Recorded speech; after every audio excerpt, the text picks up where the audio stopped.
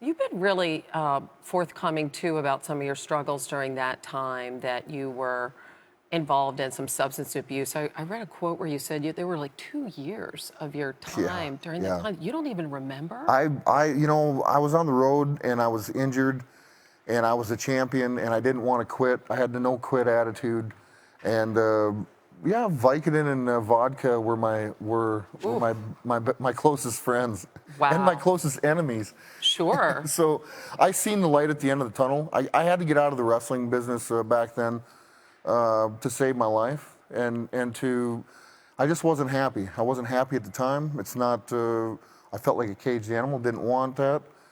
I still had a competitive nature inside of me that I had a calling.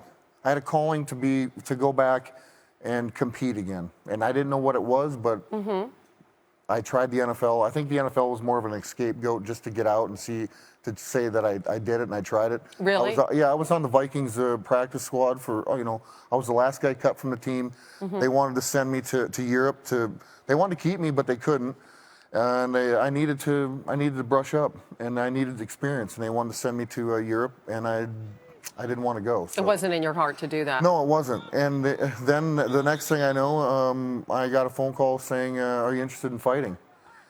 And I said, "Absolutely." And I gave it a one-fight shot with a company out of Japan, and then decided I wanted to be in the UFC. And Dana White wouldn't take my phone calls. Wouldn't take your phone No, calls. no. Oh, tell me that story. So Dana White won't. I win my first MMA fight. Dana White won't take my phone calls from my lawyers and manager, and so I said, fine. Randy Couture was fighting Gabriel Gonzaga for the heavyweight title, and I said, we'll buy a ticket and we'll go to the show. And I bought a ticket, sat in the stands, watched the whole show, and at the end of the show, I jumped the guardrail and escaped a few security guards, ran up and tapped Dana White on the shoulder and introduced myself, and that's where the ball got started rolling.